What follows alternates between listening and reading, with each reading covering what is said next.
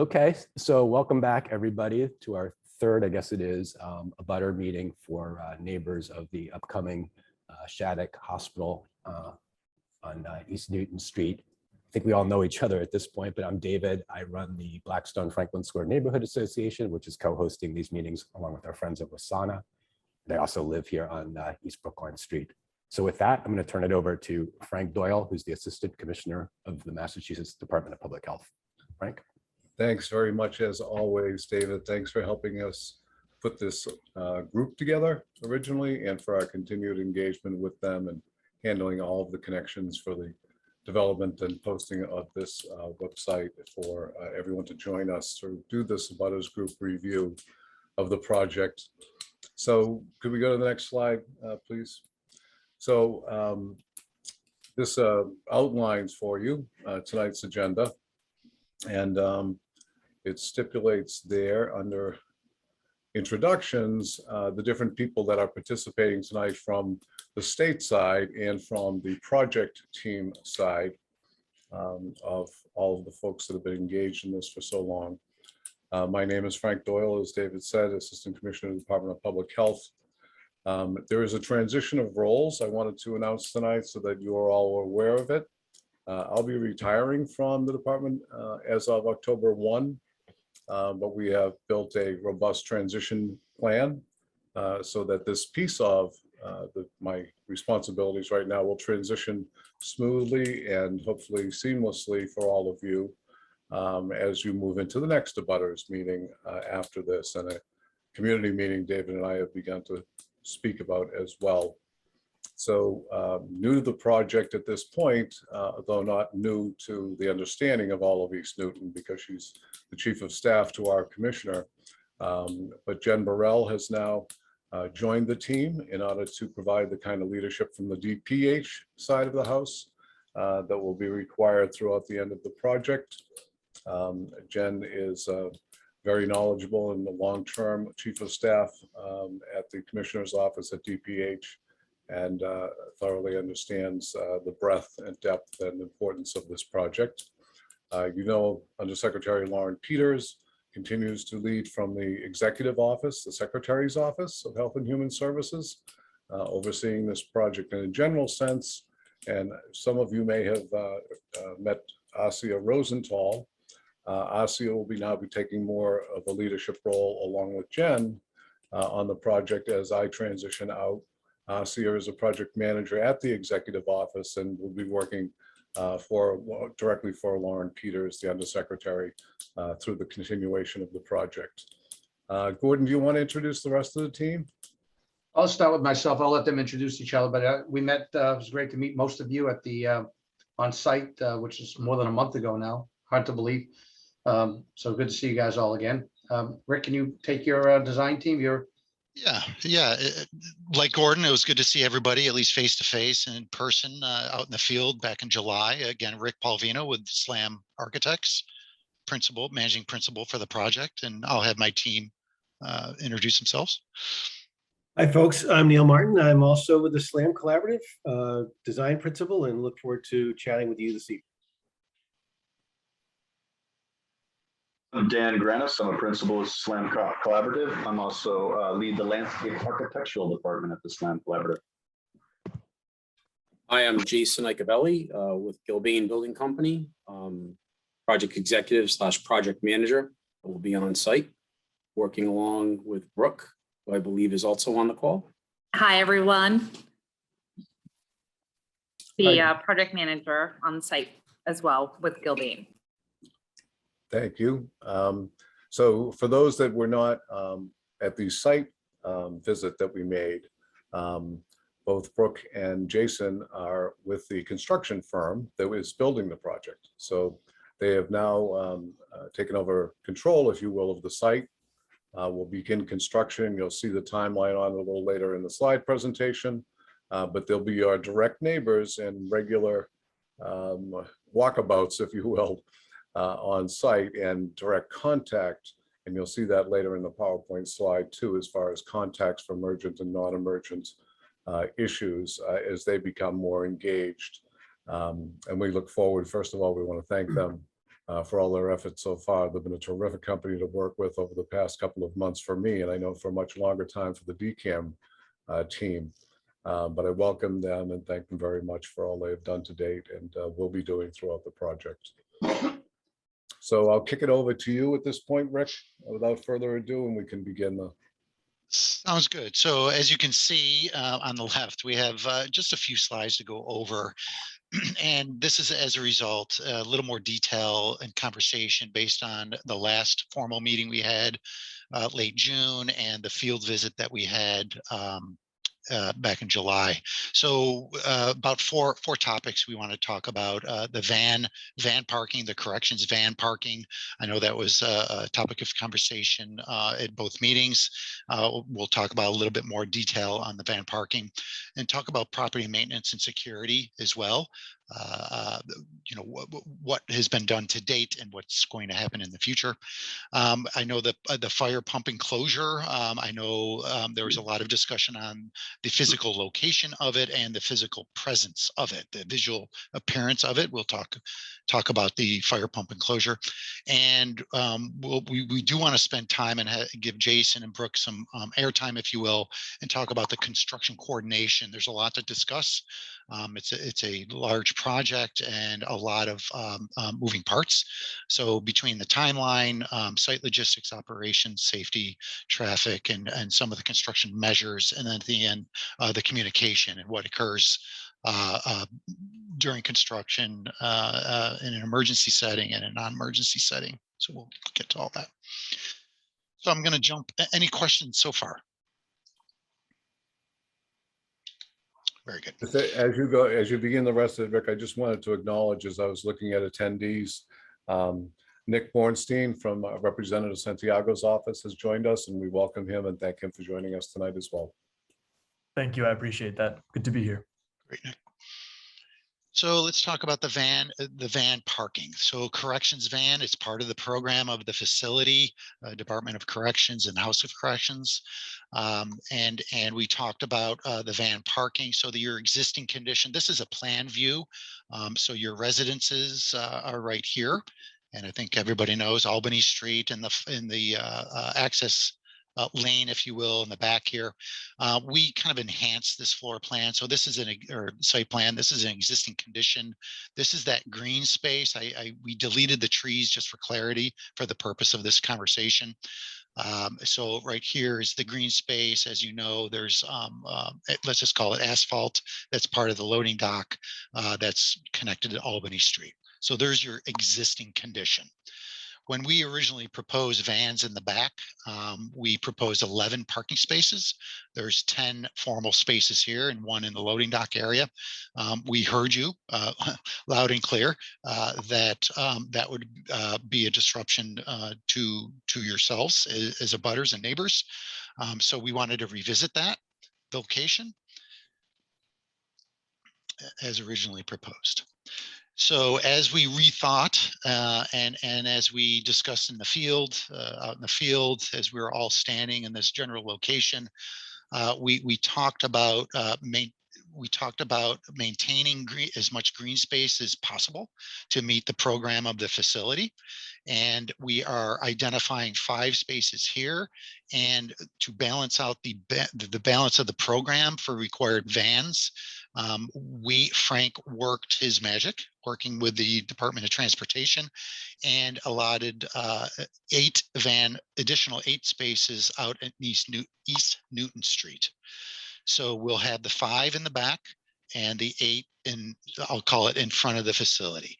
And just to reiterate what the vans look like, it's basically a large SUV, if you will. The typical van dimensions, as you see, are here, roughly 22 feet long, 8 feet wide, which is a little bit larger than your standard parking space. So again, we have a lot more content to cover. The fire pump is here, if you remember. We're going to talk to that in detail, and we're going to talk about what this could be moving forward as well.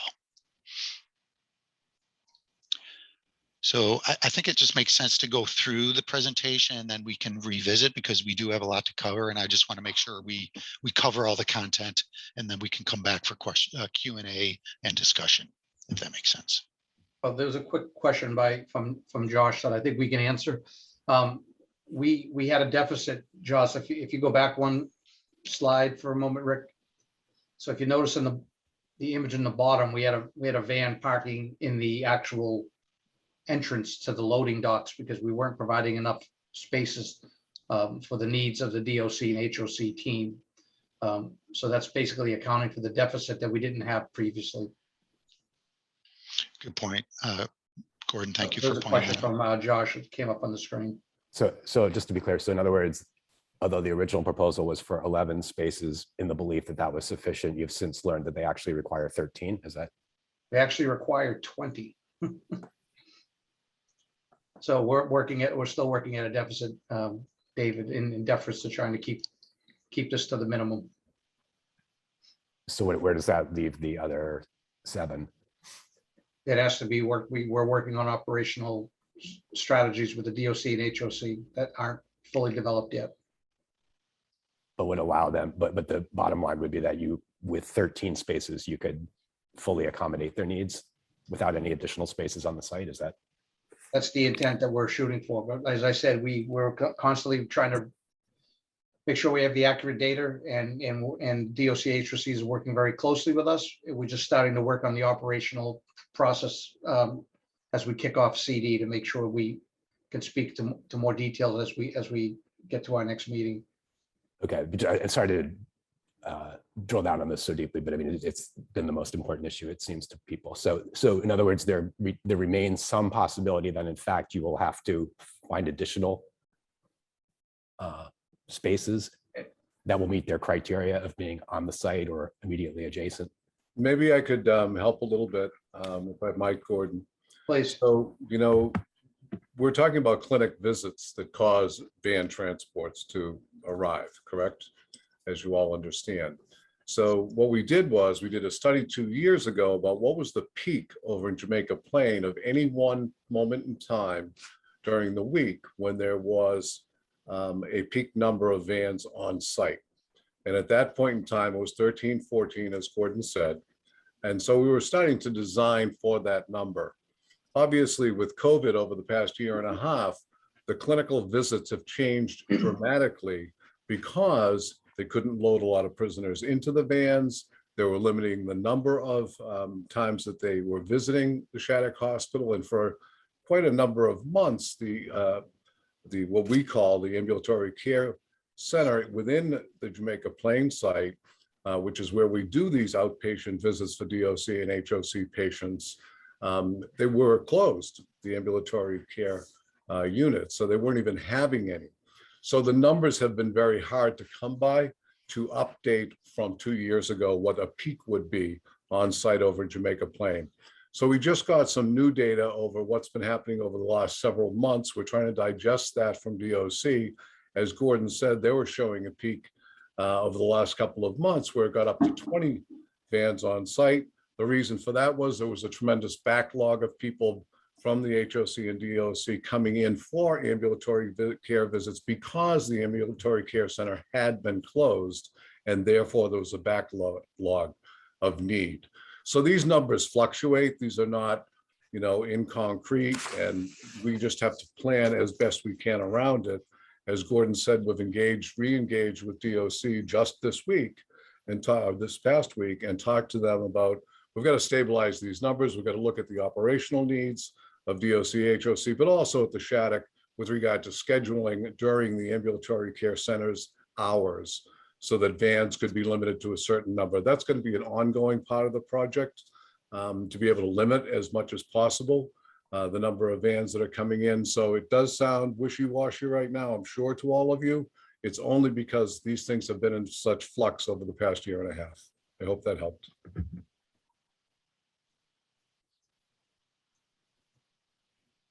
Marie, do you have I see your hands raised. Do you have a question on this topic? Yeah, or comment? The site is huge. It's like 5 times the size of this little block. And so you're you know, I'll let you guys finish, but it's becoming quite clear that this is craziness, that you expect to have your demand, you know, transfer to this little block, and expect to have impose all this craziness on us, and it's just outrageous. It's really hard to hear you, Marie, so I'm not sure if you were addressing the Oh. question to me or not. Can you hear me now? A little bit better. It's better. That's just that in JP, you have acres and acres and acres of land. We have two square blocks here, and you're supposed to, your demand over there, you're supposed to impose it on us over here.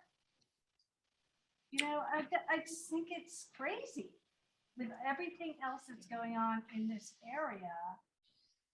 It's gonna be, it's crazy now. The planes are flying overhead again.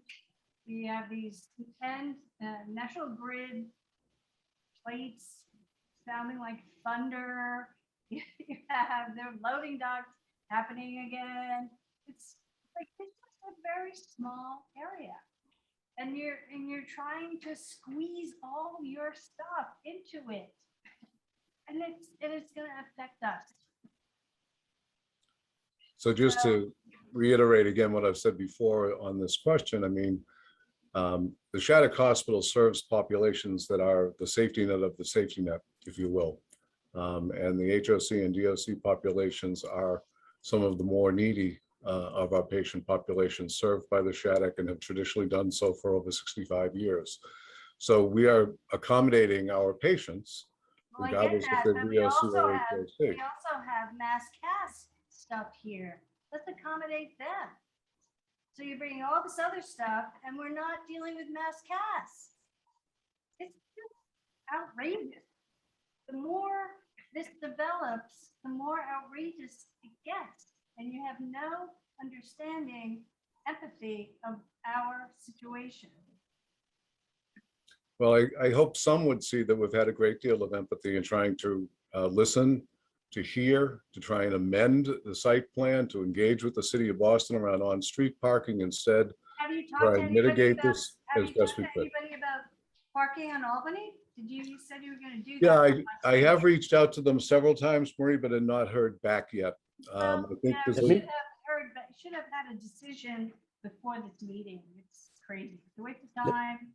And it's just, that should have been figured out before this meeting. That's my thing. And I'm just going to unmute myself because I'm just going to go crazy. thanks, Marie. We will continue to work on this with you and with the city, and but we don't want to promise anything that we don't have an answer or promise about yet. So Let me propose this. So Helene and Cinda have their hands up. So let me suggest that both of them be allowed to ask a question or make a comment if it's on this topic right now. But I'd ask, let's try to keep it to 2 or 3 minutes and then come back to this part of the conversation, this subject later on the Zoom, just so that we don't get completely bogged down here. And I have a thought that I'll ask you at that point. So go ahead, Helene. I agree with Marie that it's outrageous what you're doing. I mean, to have behind a line of houses, back and forth every day, beeping, that's outrageous. I think it reminds me of years ago at Columbia Point, where the mothers got together, people got together and blocked those trash dumps, the trash trucks that were coming in. And this is what should happen here. People just should not allow it. You've got that garage. You can rent spaces in that garage that BU has. People aren't coming to work anymore. They must have empty spaces in there. You can put those vans in those garage. Don't put them behind people's houses. Who wants to hear beeping all day back and forth? I've had to hear it a couple of, this year because of doing the construction behind my house. It's terrible. And then when the porta potty place thing comes, it's outrageous that you would think that you would even think of this. But you never even thought of these people behind. I just don't understand it. It shouldn't. Have you checked into has anyone checked the noise ordinance? Someone needs to check the noise ordinance. This is ridiculous. So there's been a tremendous number of mitigation measures that we've discussed in earlier abutters meetings with regard to noise abatement, generally on the entire site. And as we've noted, we're constantly revisiting the van issue to try and remove any vans that we can from the site. But we are, once again, faced with providing for our patients' needs. That's the whole reason the Shattuck exists and has for all this time. And we're doing our very best to listen to the neighbors and mitigate the best that we can, and we'll continue to do so. Have you checked the noise ordinance in terms of these vans? The vans make the same noise any van does. It's not a loud backup. It's a traditional van backup like you see on a shuttle service or you see on a school van. It's the same kind of backup. Have you checked whether all day long these vans will be going back and forth? Is that permissible? Yes. And who did you talk to at the state? The city's transportation department through the commissioner. So who should people get in touch with? About what? About the vans, about getting more. Us. We're talking to you about it now. It's our responsibility. It's our site. It's our property. And it's our operation. You can get an answer from, you said you spoke to them and requested something. I don't know. You asked me about the city's noise ordinance. That's what I was responding to. Okay, but at the parking on Albany Street. I've tried to get back. I spoke with them once, and that's what got us the spaces on East Newton, the commitment to do those spaces. I promised I would go back and ask about Albany Street. I have not been able to engage with them yet. I've asked several times to try and speak with them. I'm assuming people were on vacation, and I assume that I will speak with them fairly soon about what potential there might be for on street on Albany. Let me go to Cinda if I could, just so that we give everybody a chance to speak. Cinda?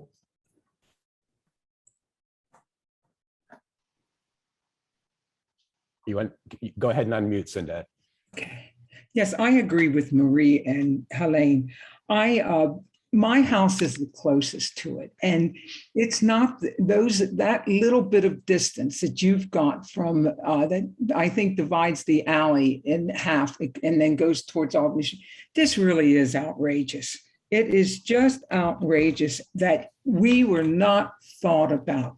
You're just creating such a nuisance for us, and actually, there's nothing that has changed from the last meeting where you talked about these 5 van spaces.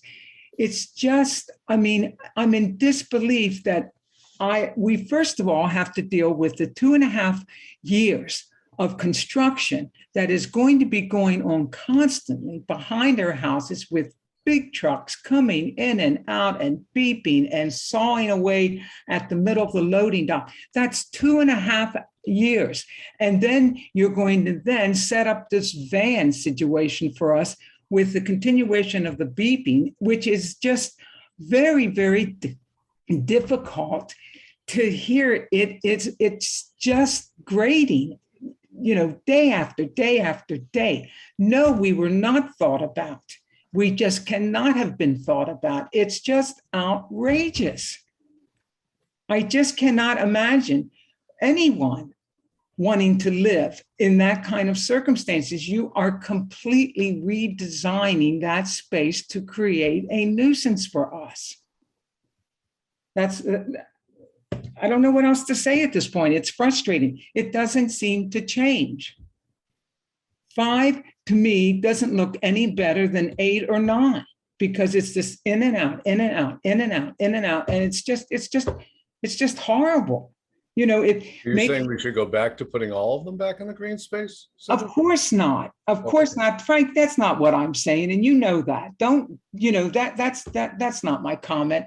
My comment is that you're creating a terrible nuisance for us down here. It's unacceptable.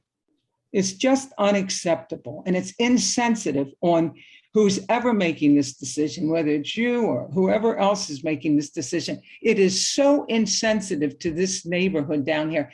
And especially, you know, it's just a horror show. It's exactly what it is. What we have to look forward to is just interruption, interruption, interruption with noise. It's just not fair. That's all it amounts to. I'm finished for now. Thanks, Cinda. Let's I promise we'll come back to this question of the parking, and I have a comment or a question myself. So let's move on to the next topic and then circle back if we could. Good, Rick. Very good. Never mind this. This is part of the design process, so I apologize about that. This was the flow that was discussed for the vans as they enter. As we all know, East Newton Street is a one-way, Albany is a two-way. They would either ultimately they'd go into the Sally Port in this location and exit the site. They would go down the alley here and then out Albany and then back onto Newton. This is just showing flow. If the queuing is full, they would go around the block to revisit. Jesus. Queuing is full. Did you check out the Can you just go back to that previous slide? This is very important. This is Cinda. Could you please go back to, yes, that slide there. I'm looking at this dotted line that goes down the alley that's next to my lot and next to the Naval Blood Bank, and it's called an emergency outlet. I need to make a statement about that real quickly. Do you mind if I do that? Not at all. This is really important. Because you're coming in and you're changing things around and you're creating a real nuisance for this odd end of the block on East Brookline Street. It's going to be enough of a nuisance with the construction. Frank called me on Saturday morning or Saturday afternoon, and I appreciate his phone call because he wanted to run something by me. And he said he wanted to inform me that there was a discussion about possibly taking down the wooden fence on East Brookline Street in front of the alley. And this is the alley that runs between my lot of 109 and the blood bank. I'm asking that this fence not be taken down, that this is not used as an emergency outlet. And the reason it was put in, and I had told Frank, although he told me he didn't remember, but I remember saying to him when he had asked me, he didn't know why that fence was up there. And I told him at that time that the reason that BMC, when they owned the property, they put the fence up because there was a prostitution problem occurring in cars using the alley as a place of business in the evening, late at night, as well as on the weekends. And he said he had forgotten. And I said, well, I did tell you that, Frank, because your response at that time was that, oh, well, I wondered why that fence was across there. Okay, as you know, there's no security in that area. In the evenings, into the night, there's no, this end of the block is very quiet with very little activity, this odd end of the block. And the reason it's used for those purposes, because it was like a dead end for that activity to go on.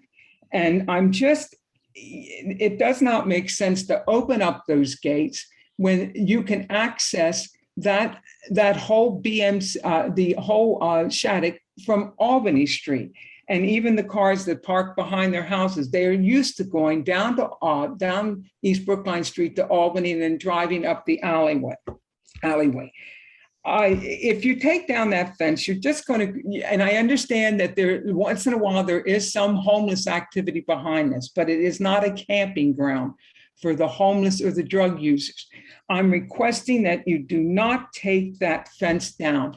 You're just going to create more of a nuisance for us down here with all this redesigning and in conjunction with the, this so-called proposed van parking. Cindy, can I just ask factually, what are you proposing to do with that fence or So contemplating this was for the benefit of the rest of us? To We leave were- it up, just let it be there. Right. Hang on, Cindy, just what are you proposing to do or thinking about doing? You're I'm asking, me, right? asking them to just leave it as it is. Yep. Yeah, no, I appreciate that, Cindy. I'm just asking, again, for the rest of us who don't know what was even being contemplated. So let What me- was it? If I could just relate just what, because it's my conversation that's being referred to. So we have been speaking, obviously, with Cinda several times over the past several months about homeless and substance use disorder folks that were utilizing that area, much to her concern. And we tried to respond to that. In a recent conversation that I had with DCAMM, we began discussing whether or not the gate was necessary, when the gate would be necessary, would a removal of the gate help that situation because there'd be more eyes on, it wouldn't be blockaded on three sides. And I said, well, let me speak with Cinda first and see what her reaction is. And that's why I called Cinda over the weekend, just to have that initial discussion with her to hear the history, which she just started to give us again tonight. And so I brought that back, as I said I would, to the DCAMM team, and we will be engaging with you, Cinda, as we review those reasons and see what measures might be able to meet your concerns and meet the needs of the project. We don't have anything more to say tonight, just because they only received that from me over the weekend. And we'll be talking about it internally. And as I promised you, we would re-engage with you on that directly. Could I just ask whether you checked into the parking garage? We did. We reviewed that at the last abutters meeting. The parking garage is not accessible for the vans, nor is BMC engaging us with any rental of space, but we couldn't rent it anyway because we can't get the vans in and out of there. As you know, that's a very low entrance when you try and get in, and then there's the big dip before it goes up to the first floor. I'm talking And about the so, parking garage on Albany Street. oh, I'm sorry, which one? Albany, Yeah. you has a parking garage. Oh, the one down at East Concord, Uh, across from East Concord? right. The one on the back side of BU's, behind the needle, I think is what Helene's referring to. So as I've mentioned before, the Department of Corrections has informed us that they must be either on site or immediately adjacent to site.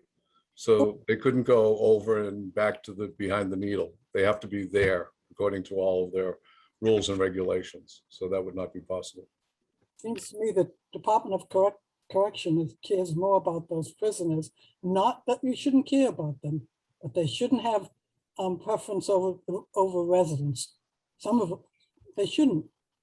The residents are more important than these prisoners coming in and out. Frank, can you please try to get an answer about parking on Albany Street? There's so much space available, and it's right there. You would, it could absolutely fit 5-7 vans. And I just don't get why this hasn't been secured yet, because it's obvious that is the best location. So I just want to go back to that fence for a minute, Frank. Frank, if you had security back there, which you do not, and you said that security isn't even going to be back there for a couple of years or not, if there were security in which it could be watched, those homeless people would not be back there. And they're not back there that often. And I much prefer to have to deal with some of that activity, since it happens so seldom, than to deal with prostitution right next to my fence. I'd much rather deal with that. absolutely. But also opening up that fence, I'm sorry, but opening up that fence would would really cause a lot of traffic from, say, your vans cutting through, people cutting through. There would be so much activity right there that does not exist right now. And so. Well, I think the that's vans would not use that driveway, Marie. Just Yeah, we're Well, not- they- Let me- well, that's what you think, but This is- who knows? The gate's not planned to be open when the facility is operational. This is a temporary situation only during parts of construction where we won't have access to Albany Street. So this is not at the moment intended to open that gate on a permanent basis. Well, I think we prefer that it's never opened. I understand, but we have to build the facility at the same time and we don't have access to Well, Albany so you're Street. gonna see these huge trucks in that. The alley is only a single lane, all right? So we're just trying to be truthful Well, and maybe you should transparent. give us like, maybe you should give us some kind of readout of the size of the trucks that will be going on the alleys, how many times a day, how many times a day they're gonna go up right next to Cinda's house and create some craziness. You know, And damaging my property as well, coming up over the lot, possibly hitting the fence there. I have a little fence there. I've seen it done before and I've had to replace it myself. And to tell me you're going to be, I noticed how these big trucks try to get in across the street to that small opening to the alley to access that end building. And now you're telling us that you're going to now open those gates and have these large supply trucks come in to make delivery over the next 2.5 years, and you're going to have that gate open for 2.5 years. Is that what you're saying, Gordon? I didn't say it was 2.5 years. Most of the work in this alley is over the next 13 months. And of that 13 months, it's limited to about 6 to 8. I'm talking off the top of my head now, but trying to remember what we were trying to work the alley to try to minimize one time in the alley, getting all that work done. We're still finalizing what that duration is, but it's not the entire 2.5 years. It's so I have to get this off my chest. Rin, you have done nothing for the last 3 years to protect this area, nothing. And I find that you're the one responsible. You've done nothing. We don't trust you. This is the deal. We don't trust you. Okay. Right? So let's have it in writing. Give us a plan so we can approve it. This impacts our life. Let's go to your house and bulldoze your street. You know, this is our place. You don't get it. This is becoming untenable. Yeah, and then all the traffic with all the other development going on. It's a ridiculous situation that you are going into that hospital. It's just fucking crazy. Let's move on to the fire pump discussion if we could, and come back to the parking in the alley, because the fire pump was important to a lot of people, and we're at 6:40 and. Yep. Understood. I just wanted to talk about the maintenance of the green space. We know that was cleaned up. The important aspect of that cleanup was to eliminate concealment of any shenanigans going on in that area.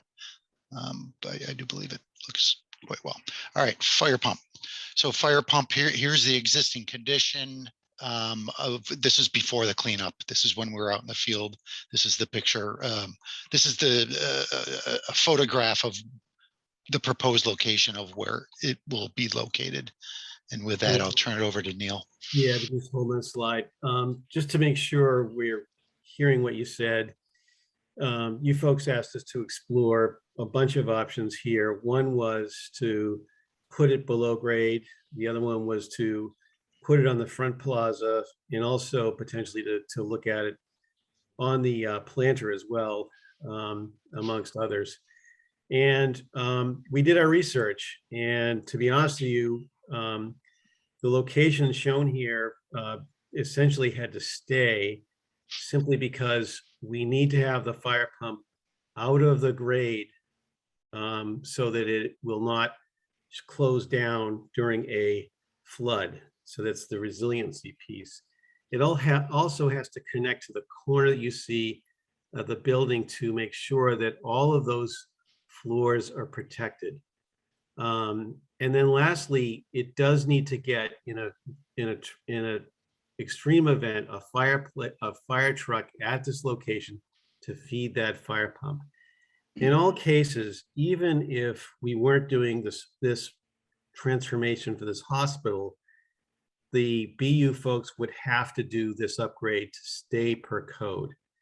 So we looked at every possibility here, folks. And we want to show you some, just to open the discussion with some options on this. We just want to sort of show you the possibility and then come back to you, discuss with what actually can happen. So if you go to the next slide, Rick. So also just to clarify, here's the fire department connection right here that connects to the fire pump that's down below this area. Yeah, that pump has got to be 3 foot, 8 inches off the grade you see here, simply because of flooding issues. And so you folks understand that the city of Boston is getting flood and extreme events, just like we've seen in the country in the last few days. So this is a necessary code piece that everybody has to do at this point in time. What we're showing here as well is the previous image you've seen. And we just kind of wanted to open up the discussion in terms of what that facade is that can face you. This is not a design solution, but I think a way to have a conversation with you to say, okay, given this, what makes sense for that facade? Is it more humane if it's more wood, or is it more wood-like structure? Or, what can we do here to make it a better appearance for you folks? Because I am sensitive to that personally. There's no way we can move it where it is. And hearing the conversation, we want to be as sensitive to you folks as neighbors. The other thing is that this will not make any noise, thank God. But we just want to make sure that we open the discussion today with saying, okay, what can we do with this? This doesn't solve all the problems, but any thoughts you have before we go off and design things, we want to make sure that you're part of the conversation.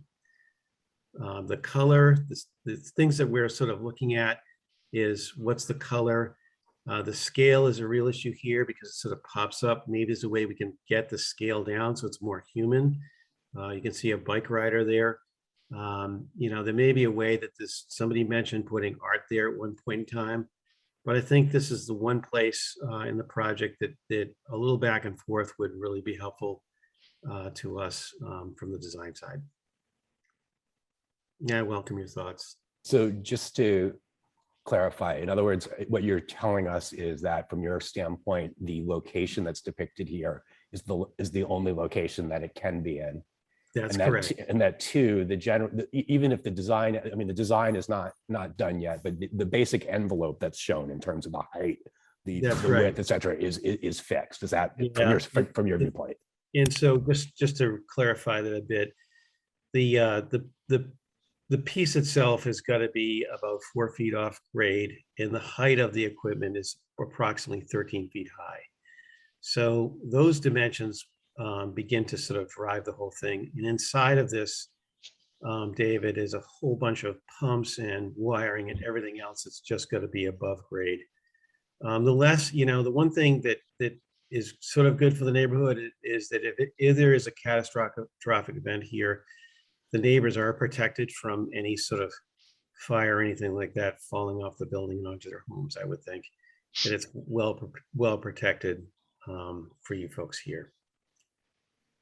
My recollection from the site visit was that there was some, I don't know whether it was a suggestion, a thought, a question about elevating the whole thing up sort of into the planter level. Correct. Yes, I should have mentioned that. That was I forgot to mention that as well.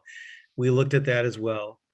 The problem with that is that the planter will not support the weight of all this equipment.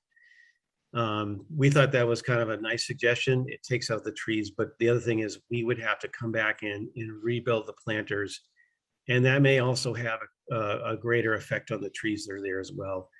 I think that was an interesting suggestion, but it would mean significant construction and also extension of infrastructure as well.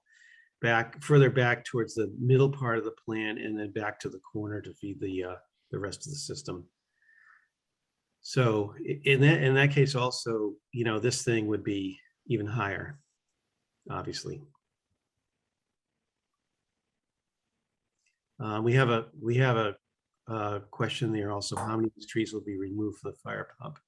If you go back to the pre-existing image, you can see that it looks like there's one tree now at that corner that is, and I'll let Dan Granis chime in here, that seems to be struggling a bit either way. The intent is to try to keep those trees that are there now in that upper level as well, because that does provide sort of a nice barrier for you folks. At least you're getting some greenery on the raised planter, and having less of that is a bit of a detriment as well. Yeah, if you're looking for me to weigh in, Neil, that existing tree, it's not in perfect health, but it is in harm's way of the fire pump and the utilities that are necessary to connect to it. But I do appreciate the effort that was put in to investigate the other measures to move the fire pump. The structural issues with putting it up, obviously it can't go below because of the resilience. I think you've been very clear about that. And I am intrigued by your treatments of the fire pump. So things that we can do to deal with the color and break down the scale. I think those are all interesting ideas. And I'm also curious to hear comments from the group in that regard, or any questions they might have with what you explained. But I thought you explained that very well, Neil. Thank you. Right now, it's a bit of a blank slate, and we look forward to your thoughts. Okay, so Marie, I see your hand up, and I just asked everybody to keep their comments for now on this topic, and then I promise we will go back to the vans and the parkings in the alley. But let's just not revisit that until we get through these other topics. So go ahead, Marie. Mark has made a comment, and that's right behind his home, and I just think that it would be, we're not open to this at all, but if it were to happen there, what about elongating it back towards Harrison? I know you say it's 13 feet, but 13 feet is probably the height of where those trees are. All those trees are dead back there. We don't really care if those trees are there. They should be replaced with new trees, obviously. So what about if you're having this fire station, elongate it, lower the level of it, plant, roofs are now being green, have green stuff on the roof, so it's pretty and it's creating oxygen and whatever. And so it extends back towards Harrison. So it does it have to be an ugly big block, ugly big institutional block? Can you be creative about this? Sure. Elongate it, have some green roofing or plants grow on it, trees grow on it or something, which would also separate residential. Okay, those are great suggestions. Dan, maybe you and I can take a look at this a bit more too. The scale is something we want to address as well, because at the 13 plus height, there might be a way to get a lower scale out of it. If there's a line that goes from the existing planter base across the whole thing, the idea would be to get it to a human scale if possible. And the idea of getting some planting on and around it may help as well. So I think those are great thoughts, and give us a chance to work with you a bit more. So in other words, it may actually be possible to lower the height. Is that? I think the total height you cannot be lowered, but we could find a way to lower the perceived height. One of the things that happens in architecture, you'll see in downtown Boston or anywhere, is that buildings have a base to it that's that's there for a reason, that's at the eye level of everybody who is encountering the building, a middle and a top. And these days people really focus at what is at their eye level. Here you're seeing an image that's further away, but I think as you walk down that alley, it's your neighborhood. I think it takes there may be a way to have more articulation at the base so that your eye is there David, I don't think we can lower the height just because of the equipment inside, but I think if we can make that eye level area nicer, one of the things that we heard before is, can we hang art there or something like that? That might be a sort of neighborhood enhancement that would make a positive impact, but I think they'll leave that to the neighborhood to, the ideas that have been tossed out so far, I think are positive, and let us think about those a bit more. I don't know whether this is appropriate, what my comment will be, but anyone make a suggestion, because I don't know enough about it. That I really enjoy peace and quiet. I really do. And I'm wondering, the fire pump it doesn't make noise, correct? Correct. Okay. I'm wondering, can you put the fire pump where you have designated those 5 vans, so that you eliminate the van parking back there and you move the fire pump next to the big entrance to the loading dock, and figure out what to do, find 5 parking spaces for those vans someplace away from our neighborhood. Because it is, when you look directly at the ramp, the loading dock, at the end of it where the trucks go in, it has an industrial look to it anyway. So it seems to me possibly moving that instead of having where the vans would go. I understand. I know there's going to be an issue with you finding those 5 extra parking spaces. I understand that, but it certainly would eliminate that as an eyesore in back of the residential houses. Okay. Well, Hey, quick question, just so I understand the questions that you're asking us, because I agree with Neil. There's things that we can go back and look at, but just want to make sure we understand your comments properly. And I think one was, can it be elongated and therefore shorter? Was that one of the questions? No, the question is, can it actually be moved? Oh, I know. Right. That's your question, but there was 2 questions. One is yours, which let's start with that one. One, can it slide closer to Albany and further towards Albany? Not sure about the van spaces because Frank's still working on that.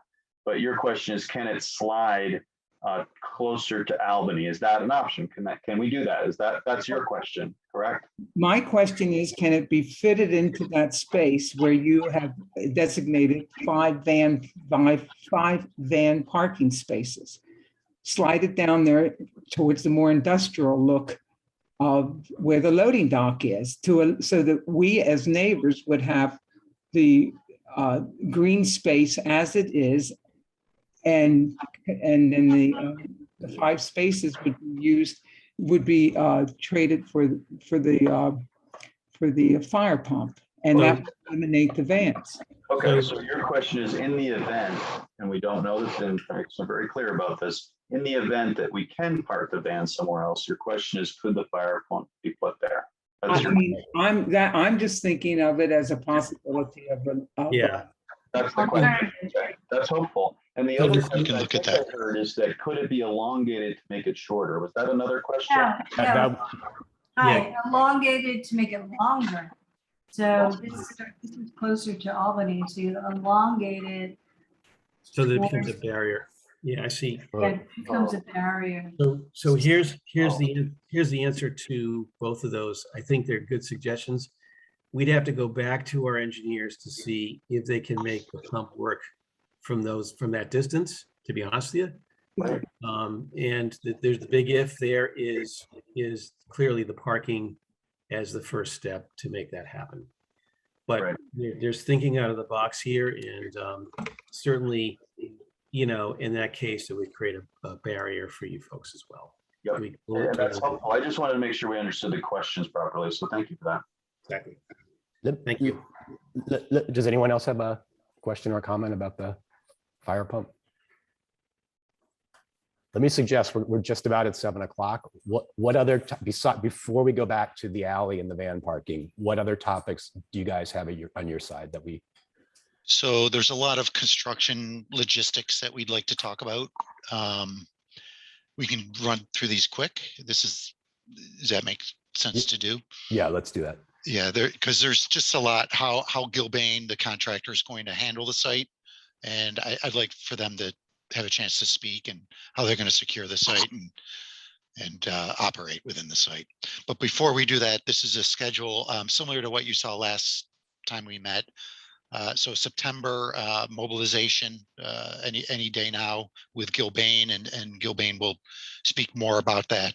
But essentially, everything we've been talking about, the interior demolition and the site utilities, and the alley itself will be starting construction in earnest in April or spring of 2022. And then there's the expanded schedule as well. But I just thought this won't be the last time we're talking with you, and this won't be the last time you're seeing the schedule.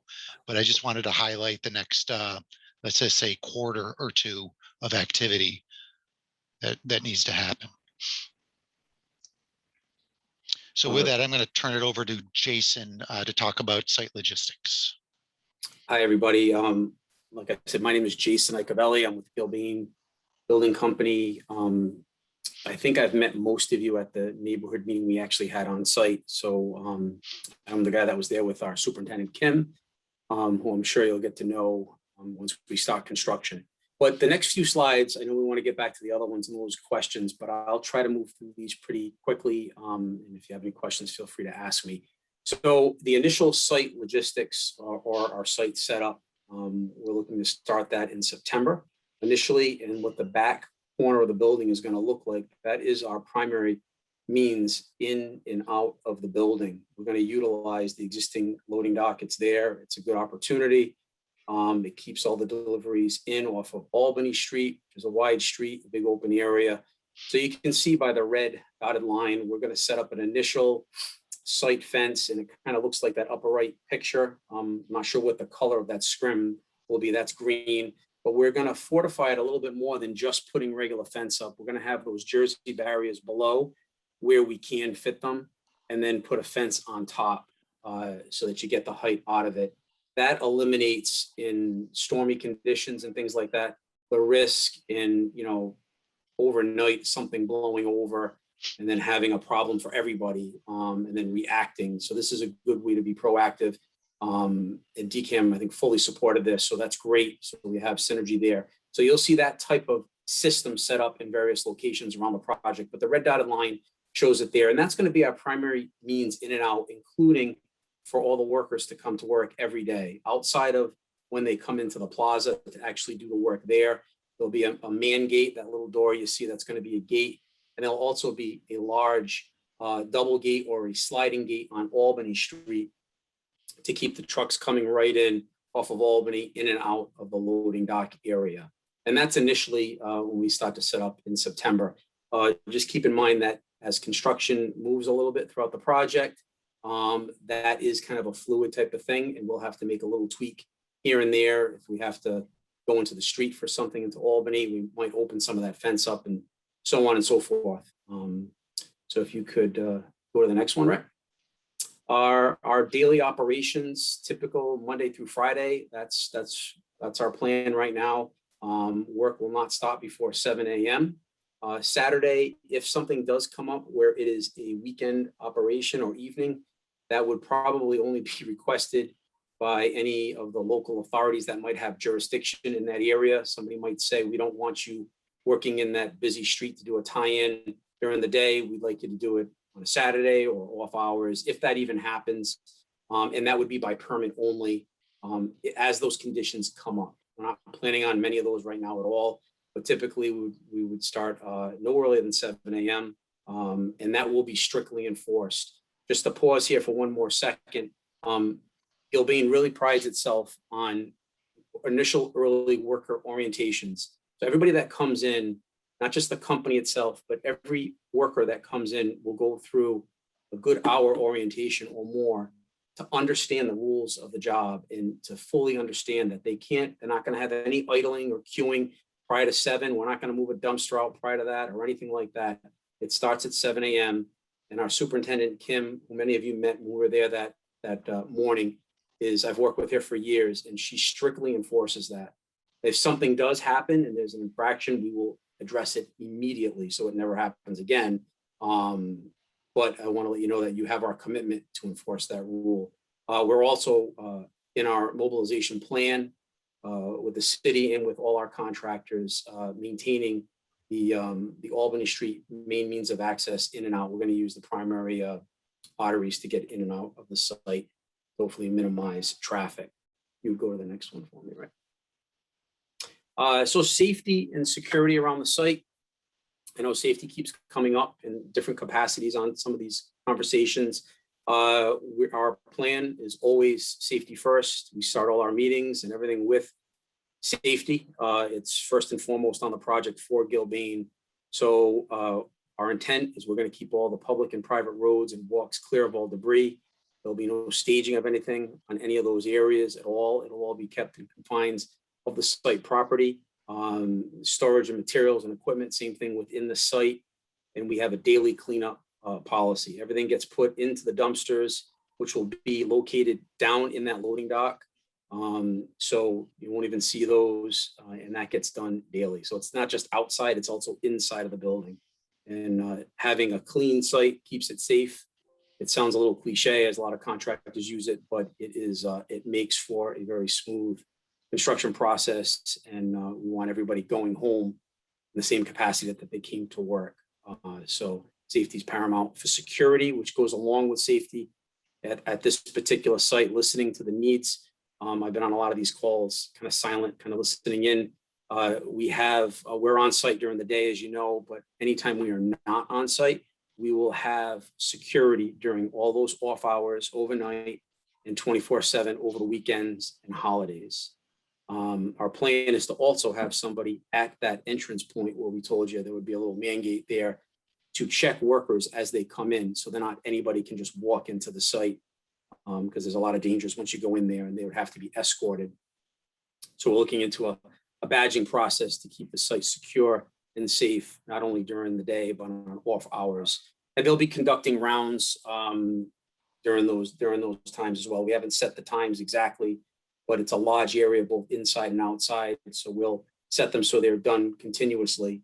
I had mentioned at that meeting in the morning, one of the top things to keep people away and as a deterrent is lighting. And we want to be respectful that you live right in the back there. So we're looking and contemplating some lighting on the building, up against the building at low levels to deter people from, I know I've heard some of you guys say that they go up into the planter bed or off to the side, somebody that might be homeless or drug use or anything like that. We want to really deter that.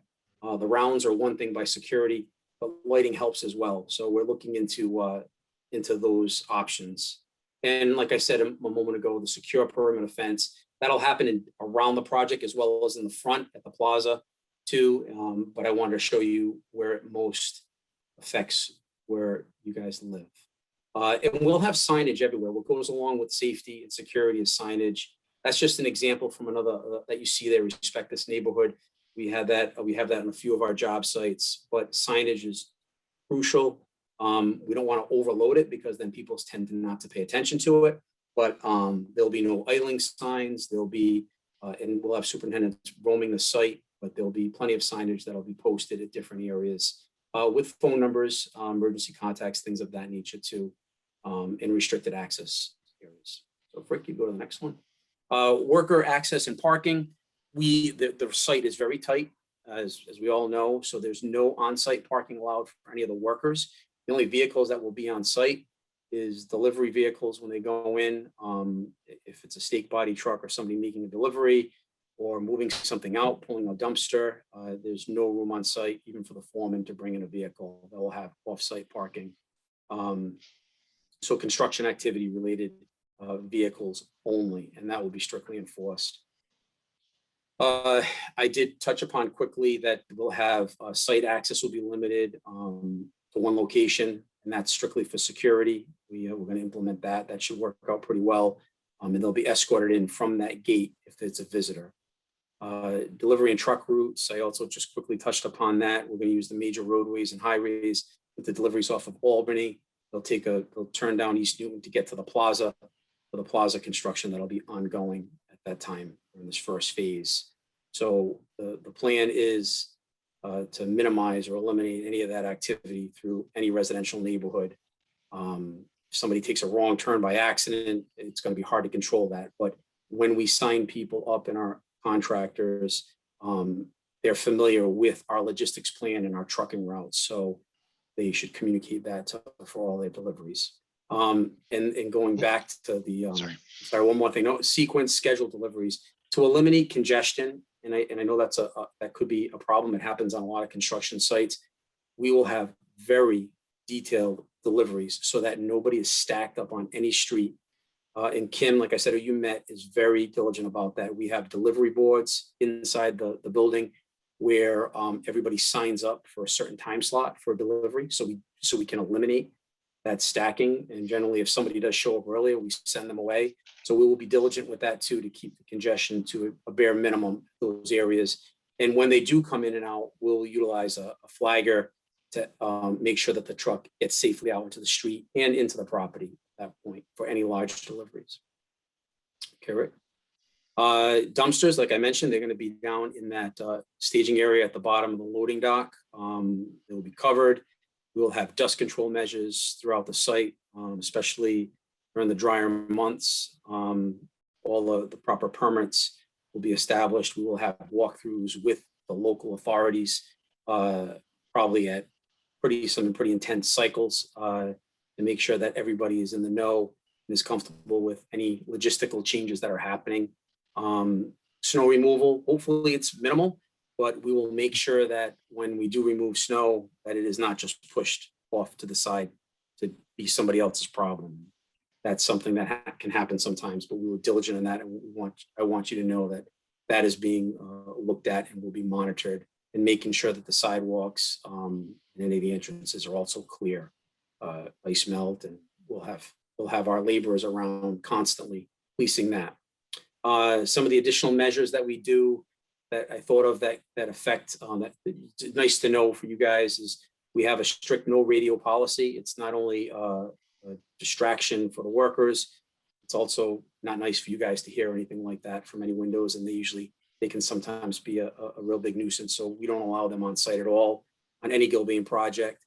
We expect all our workers to be professional. We have long-standing relationships with the subcontractors that we will be contracting with. And like I said, they'll go through an orientation, and they'll know the expectations of the job. We also have drug testing on the job for all workers. So that will be monitored. We do that weekly. And I think, Rick, if you want to speak to this briefly, but I know there's some additional site survey and vibration monitoring that you guys are contracting and looking into as well, right? We are, and that came up at the last meeting, and if not the first meeting, about vibration and trucks, etc. So DCAMM will be conducting vibration monitoring throughout the early phase or this phase of the project. We plan to do some benchmark photography and possibly video of the adjacent properties to make sure that nothing will be affected, or at least we have documentation of the existing condition. And then we can we'll follow up with more detail on this process, but vibration monitors will be set up throughout within our property, but at the edge of our property line, and conducted and monitored in a regular fashion. Thanks. I have two questions. Sure. With regard to the perimeter fence that runs along Albany and then along the edge of the alley in East Brookline Street, how long is that going to be up in terms of months or years? It's going to be up for quite a while. There's a large amount of utility work in there, and not only that, in that area where you saw those parking spaces that we're talking about for quite a long time. When we go through the fit out inside the building, that's still going to be our means of bringing deliveries in and out. So that corner is going to be there for almost the entire project. Is there, and I noticed that it encompasses, you can see it there, the green space as well as, is there a possibility that green space could be sort of restored at some earlier stage and the fence pulled back toward the loading dock? Yeah, that's definitely, there could be opportunities there. I defer to the people who live at that end of the street, but it just seems as if that could be a much more pleasant thing to have next to you than the green scrim. I know what we're trying to do in working with Gordon and his team is, we're really trying on that whole back alley is to focus, instead of doing everything piecemeal, is to kind of tackle that at once. And there's a lot of utilities that come in from Albany Street. I'm pointing at the screen like you can see me, but in through that to the fire pump and over that underneath that green space. So yeah, there's quite a bit of work that happens there. But once we begin to tackle that, the objective is to get it done. Like it won't be dragged out. We want to get in there, get it done, get it backfilled, and restore it. I can definitely look into, options on how quickly that can be done and that pulled back. Okay, we can side by that for a future meeting. We got a lot to cover here, but I just wanted to put that on the table. Yeah, no, it's an interesting comment. Let me ask one other question, then I see Angela's got her hand up, and a couple of other people. So with regard to the worker parking, so you're not, there's no parking on the site. Do you have designated parking secured somewhere else for workers, or how are they going to find a place to park? We do not have anything else secured. They are responsible to find parking. There is no room on site whatsoever for them to park. How many people are we talking about? It could be, depending upon which phase you're in, it could be 80 to, or anywhere as low as 30 to possibly 100 or so. A lot of people in the city carpool because of parking issues. I've been on plenty of projects where it's not uncommon when you have people that are doing, let's say, framing and drywall and stuff. They actually take them in a van and drop them off and then go park the van and come in, just because it just makes it so much easier on everybody, and parking gets quite expensive for all of them. Okay. Angela? I have looked into parking garages all in that area. Brooke and I have actually not only looked into them, but one of our engineers actually went to 3 of the parking garages that are nearby. One of the large ones actually right behind, I think you call that building the Needle, that's got that little Pavilion type thing. Right. There's that one, and there's 2 other ones that are the closest further down Albany Street. There's also a parking garage at the Smith on East Canton. We can connect about that offline. Yeah, if you would, because I'm super eager to get some other options, but yes. Okay, we can connect on that. Angela, go ahead. Yes, could you go back to the slide of the map there? So can you tell me where the Shattuck property lines are? Like what actually belongs, what's a part of it? That dashed line that Rick's tracing over right now, that's the property line. And on the towards the dental school, where's the property line? The zero right lot at the line. building. So you actually have that, so that green space there is actually your property? Is that part of the Shattuck? Yes. Why wasn't that considered the area to put the vans? It's green space, but nobody's back there. Like it's not like people are going to be picnicking and doing anything on that side. So why wasn't that space used for the van parking instead of trying infringing on our green space? It's been perfectly manicured and done, but it's who's back there? Like that's not. I'm a little surprised at that. So right now there's the oxygen tank. The clinical setting needs oxygen. So there's an oxygen tank here. There's a generator fuel tank here, and there's electrical switchgear here. Right, but I'm talking the green space on the ground that right now it's manicured. It's been landscaped, and there are trees. So why wasn't that space just used for van parking? That's the space where we're putting all this equipment. That space won't be there anymore. Okay. It'll be a lot of equipment. Huh. Could that equipment have been elevated and maybe again put? I'm thinking of other options where it was just a big assumption that it's okay to take our space. I guess the bottom line is, as you're probably should be coming through very clear, is that we don't want any of our green space taken for van parking. So alternatives. That's I think we're we are creative enough to come up with some options. And the Albany Street option, I mean, I think that should be explored and not like, well, you know, we couldn't get in touch with them. I think that needs to be solved. Like, an answer needs to happen the next time we talk, because that is an option. There's a lot of space on Albany Street without having to give up the 5 spots to take up our green spot, a green space with the van parking. I think there's so many other options. I don't understand why it's kind of like, this is what we're gonna do, whether you like it or not. That's the way it comes off to me. So I think that we are certainly, there are plenty of people on this project that can figure out where to put 5 vans at this point without taking up our green space.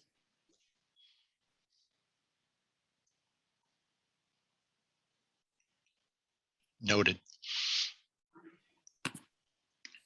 We do have just one slide to cover. I think just our last slide, right? Yeah. Yeah, I think so. Our last slide. So right now for contacts, if prior to October 1st, if there's non-emergencies typical to what's been happening to date, is to call Frank at DPH.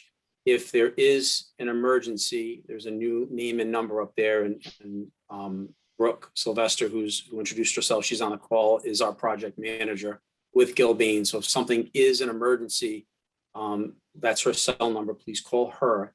That won't change even after October 1st. The only thing that will change for non-emergencies starting on the 1st would be where the intent is to have a project construction website that would be developed to be able to input your concern to be addressed, and that would get transmitted to Gilbane and DCAMM to review and respond to. What's the definition of an emergency? That's a I'm just trying to get some clarity for what. yeah. That's an interesting question. I was contemplating that afterwards. I mean, if something is like an immediate need, if for some reason, I mean, if somebody, well, I don't even want to, I hate even making something up, but I don't know, somebody was parked somewhere they shouldn't and you couldn't get out, or let's say damage occurred, right? And you need to let somebody know right away, or the fence fell over. You see something. I mean, I don't even want to, like I said, I hate even saying those things, but you know, in an emergency situation, I think you need to use your best judgment. If somebody got hurt at any time or you saw something, that's an emergency, although we will have safety people and our superintendents all over the place keeping an eye on that. But Stop. those would be the numbers. And once Kim Gibson gets on site shortly, I'd be more than happy to share her number. She will actually control, as a superintendent, the site. And I have no problem. We could share her number, and she's really, I've done a lot of renovation projects with Kim, and a lot of them have been occupied buildings, and she's really, she's excellent to work with. And one thing I'd like to propose is that if there's a way to have a contact number for the on-site 24/7 security, or I should call it the off-hours security, that would be helpful, because I think the most likely scenario, or at least the likely scenario, is, you know, somebody's decided to spend the night on the loading dock, or that sort of a thing. And just, I feel like we need a way to reach the security people. So I don't want anyone on the call to think that these are exclusionary, non-emergency versus emergency. You know, best judgment, of course, but you know, we'll be talking, Brooke and I will be talking regularly. You know, if there's handoff ones and they come in through me and I think they're more emergent, I'll send it right over to Brooke. So I wouldn't worry too much about that, David. You can call either of us and we will transition it if it's right. But these things happen at, you know, 11 o'clock at night. Sure. Yep. Okay. Cinda, I think there are 3 hands up, and I've lost track of who's had them up and down. Cinda, go ahead, and then we'll get Maria and Angela again. I'll make this as quickly as possible. First of all, I think most of this meeting has been concentrated on this area at this end of the block on the odd side. It is clear to me this is going to be a very difficult place to resign. reside at this point. It's very clear to me about that. However, a couple of things, Jason, I do appreciate the fact that your hours of construction and hours of deliveries, that demonstrates you've been, what I think that Gilbane's been very sensitive to how we're going to be impacted by the construction. I do have just a couple of things here. I was curious to know about the debris that will be put in the dumpsters. Will those takeaway dumpsters be also included in the 7 a.m. to 5 p.m.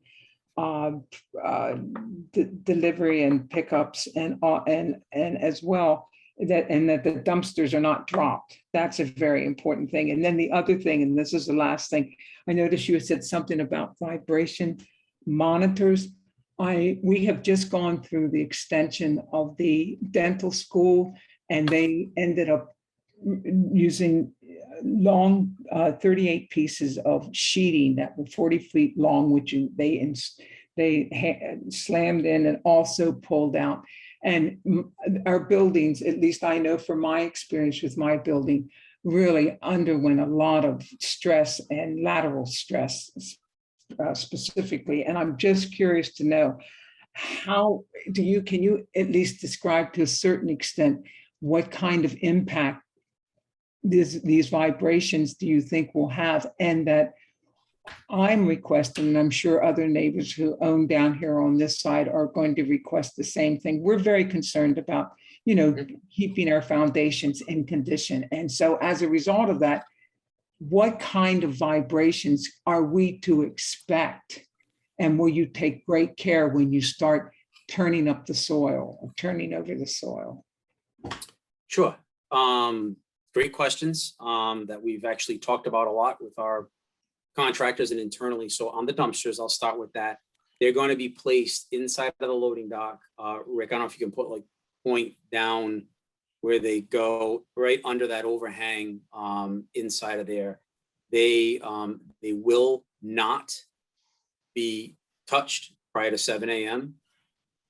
They are considered roll-offs. They're like the large 30-yard dumpsters when you see come off a truck. So when the truck backs in, they angle it back and they drop the two rollers, and then they slowly take it down with their chain and then release it.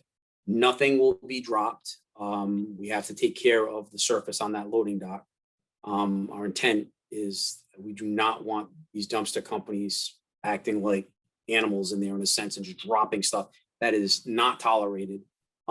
But just to be honest, I mean, when you do unload a dumpster, even being careful, it does make some noise, right? So, but it is going to be down that ramp at the bottom of it, which is a good thing. Like I said, that's a good opportunity to take advantage of that. It's down inside that well.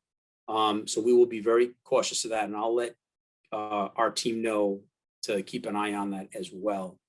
So on vibration, I know I'd rather let Rick speak to the level of monitoring and thing that they're thinking about contemplating now. But for the work that will happen, for, let's say, the fire pump, there's a small foundation and a slab that has to be put in. And prior to that, so that involves some excavation. That involves bringing in some, you install all the piping that goes from Albany Street straight out through that green space that you see to where the fire pump is. So that'll all be excavated, and then all that apparatus put in and then put down.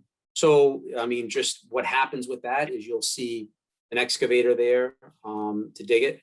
We will make sure that they don't bring something that's obnoxious, that's way too big for the level of work that you have to do. It'll be appropriate for it. And then once we backfill, there's a compactor that rolls over it. With a slab like that, it's probably going to be a little walk behind one that you'd see somebody using in the street to compact the soil so that we can put the slab in. There's some other subsurface foundation work that happens for those slabs, but that's really the extent of it. The utility work in the street is no different than you see anywhere else that's occurring right now on Albany, where we saw cut the pavement, excavate it out, and then patch it, and then they roll the final asphalt. So those are the types of activities that will happen there. And it's our job to make sure that we keep an eye on it, to be respectful of, and listen, I get it. You guys live there, and I've had numerous conversations with my own staff, and Brooke knows it too. Our concern is that we want to treat this area as if we live there as well. And we do that on every job, but I just want you to rest assured that, I mean, we still have our work to do, but we always have that in the back of our mind, and we want to be conscious of that. And I've had the pleasure of listening in to the last few months of these meetings. So I do understand where you're coming from, and I just want to be open and honest with, that's the work that's happening in that area. There's some drainage structures that go inside of that red dot that you see there at the top of the ramp. So there'll be some manipulation of the fencing and stuff to get those drainage structures in. Same thing on that green space where Rick just said that there's pads and everything for oxygen tanks and electrical gear and everything. Those are that's foundational work as well. But we'll definitely be mindful of it. And a lot of things through my experience is where you get some real excessive stuff is when a contractor, let's say it's our site contractor, brings in a piece of equipment that they really shouldn't have to do that work. You know what I mean? So it's got to be the right thing for that particular scope, and we'll keep an eye on it. Thank you. That answered your question. Yes, it does. And I appreciate the response. Thank you very much. You're welcome. Thanks. So we're coming up on 7:30, and being mindful of people's time, we should probably be wrapping this up in the next few minutes if we can. But before we do, and Marie, I do see your hand up, so I will call on you before we adjourn. I just wanted to ask you, Frank, if there's anything that we haven't covered that we need to tonight. There's a lot more to discuss, but is there anything that you wanted to? So I just, we are working on all the issues that have been raised. We'll continue to, particularly on the van parking, not to keep revisiting it, but it is very important. We understand it, and we're working hard to try and resolve it. If I don't end up on another abutters meeting, I just want to thank all of you for all of your engagement so far. You've only made this project a better one for both of us, for the neighborhood as it exists and us as the new neighbors. And I want to thank you for all of your engagement and time that you've spent so far. And I know you'll continue to through the rest of the project with the new leaders that will be handling the external communications going forward. Right. So that's about it.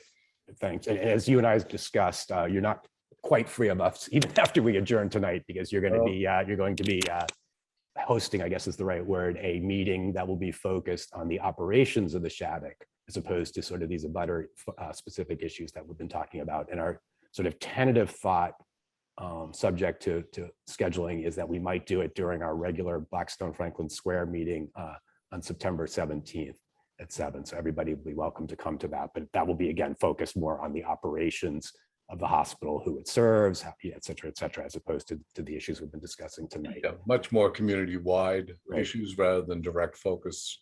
That was the purpose of having the abutters group, was to be able to spend this kind of time and detail discussion rather than having a larger group. Okay.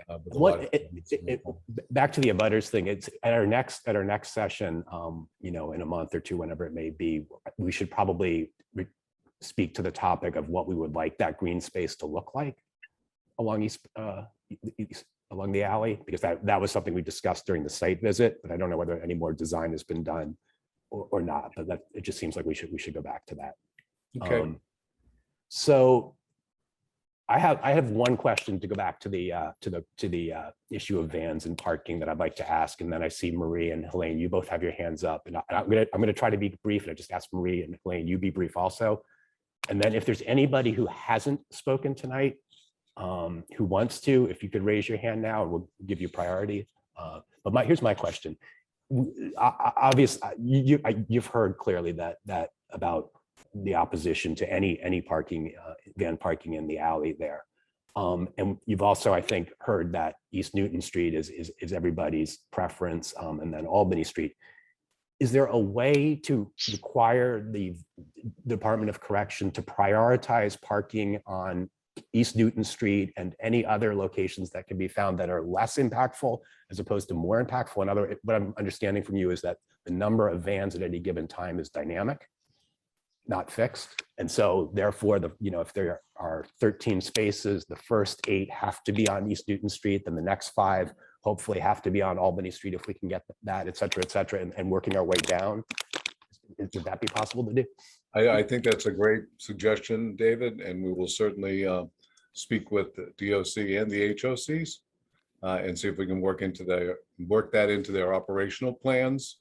All of the departments and all of the issues will be going through really detailed and significant operationalization planning, if you will. Now that the construction starts on one side, the actual agency operations have to get into really detailed planning now on the other side. So we'll make sure that is high on the agenda for DOC and the HOCs to see about prioritization of utilizing the student spaces first and foremost.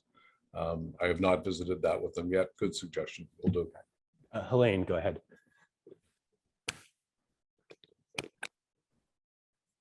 Marie was first. Hey, Helene, you can go first. Sorry. Just have a couple of points.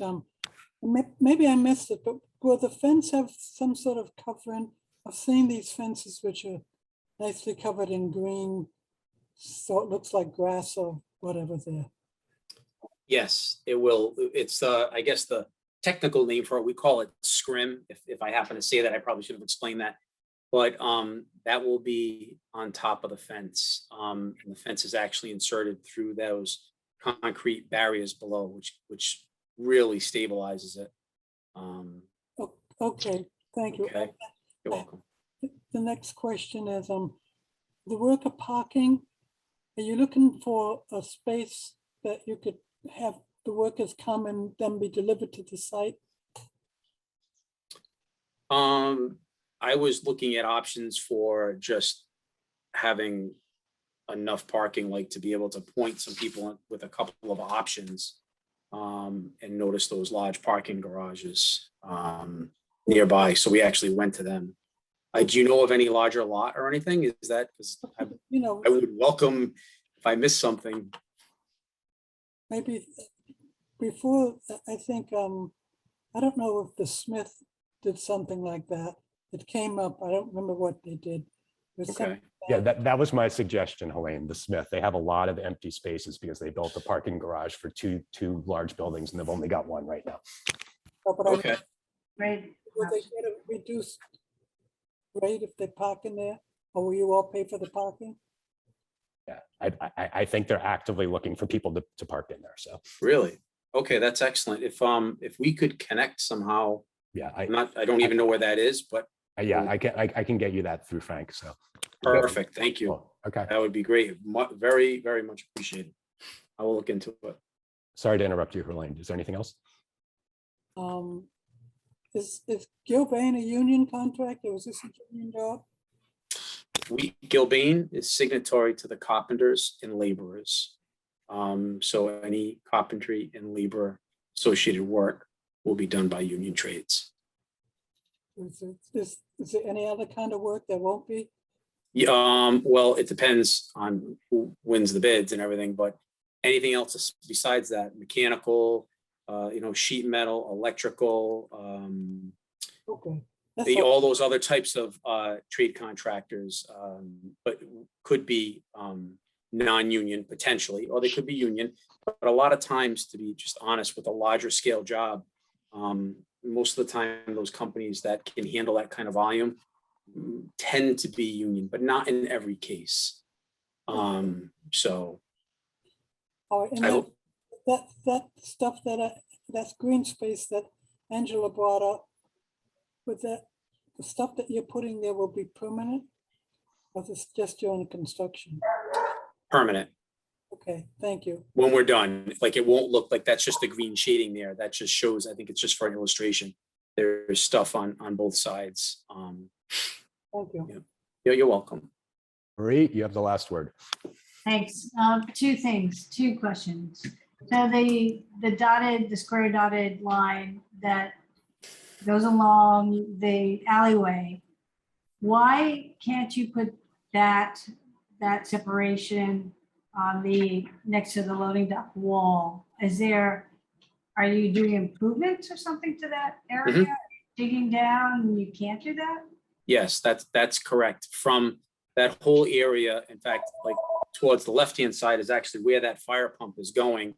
So all of those utilities, fire lines and everything they get installed in that location.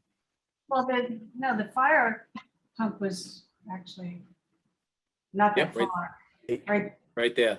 right there, but what about all the way to? I That's think- all, the fire pump's gonna go all the way there to the middle of, like, past Right, house? right at that edge. No. I think Marie's flagging what I had, which is there a possibility Yeah. of moving that fence line back? Once, I understand you need to do the fire pump, but once you've done whatever work you have to do on that part of the thing, then pushing it back to the loading dock to give the residents the benefit of looking at a nice Space. green space as opposed to a scrim For for 2 years. Right. Mhm. Yeah, exactly. Yeah. Yeah. I'll look at opportunities for that. I mean, in like, I forget who said it earlier, but maybe it was Rick, when we looked at the schedule, there's also work in that early in the street area too for other utilities. So I think we want to do all that all at one time come spring of next year to minimize the impact. So Under if that they- green space, there's utilities and stuff, so you're really not planning to have any kind of green space there? Or no? when it's done, it will be. It will be. It's just, you can't like, to get the work done, we You need have to, yeah, we need to surround that area, right? But I hear what you're saying. If there is a way to pull it in and we have to make another adjustment with our site contractor, because he's the one that, those barriers, as you can see, are Yeah, pretty it's heavy. just So we gotta very move. tight space there. Yeah, I mean, and it's going to be different, but I mean, obviously it's there for a reason, for protection Right. and to secure the site for a lot of different reasons. But Absolutely. if there is an opportunity to get that done and we can move it in, we're always looking for those opportunities to finish something a little bit ahead of time. Right. But you never know what's going to happen the next day, right? So. And we appreciate, we'd rather have it red than not. red. Okay, well, That's that's good. great. That's Sure. good to know. And well, I'll look at it. But the other thing is that what's happening now, and I know that the National Grid's doing this install of all these new pipes along Albany Street. It's been happening all along BU, med school, and now in front of, at the corner of our street and Albany. And my concern is that they're in front of your property, they're parking in your property, no one's monitoring that. And they're also, the way that they're doing their job, I think is fine, but they have these plates that just sound, that it's just like an amazing amount of noise, it sounds like thunder. Mhm. So I'm bringing this up because I own a restaurant, JP, and we've had National Grid doing work since May. And they're going to be there doing the same kind of work since May. And they're going to be there till November, right? So I've had to get involved in this because it's created a really negative situation on my business. And so with other businesses, I've created, had to kind of come together and say, listen, we need to kind of, figure this out because there's no parking for anybody, blah, blah, blah.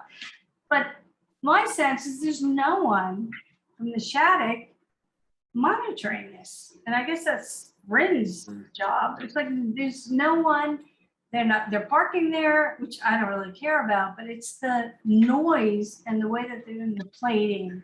There's no oversight. And they're right in front of your property and they're on your property. So maybe it's not, Jason, it's not your question, but it's Bryn or Frank. I don't know, but there's no oversight of the situation. I know that from when we get there to put in that fence shortly in September, that I was curious what they were doing when I drove by there the other day to check on something. I saw people parked there and some people having some conversations, and I was curious what was going on. But once that's in, they won't be able to get into that property at all. And it's not so much the parking. It No. really isn't. It isn't an intrusion at this point. It's the way that they're doing the Sure. work. And so there's no oversight from you as a business or Shattuck or the dental school Right. or whatever Yeah. overseeing this process, because you're a, constituent. I mean, and it's like, hey, listen, what are you doing? This is crazy. Hmm. So there's an impact, even Yeah. though I know you guys are not responsible, but there is a responsibility, I think. Just as I am responsible for allowing, let's figure this out, get this crap out of here, move it around, let's have access. They close off the street and there isn't a, I don't know, it's just part of a neighborhood kind of situation. I don't want to go on about it, but I think it's an example of there's no one there on site overseeing this stuff right now. So hopefully that will change, Jason. I appreciate and look forward to your presence. Thank you, Marie. So I think we're wrapping it up for tonight. Just to remind people, we're going to be doing a meeting regarding the operations of the Shattuck. Tentatively, we're thinking September 17th during our regular Blackstone Franklin Square Neighborhood Association meeting. But if that doesn't work, it likely would be at some point later this month. So with that, I'd like to say thank you to Frank, to Rick, to Jason, to everybody else, all the neighbors for being here. Good night. Thank Night you. all. See Thank ya. you all. Thank you, Dave. Thanks. Take care. Bye-bye.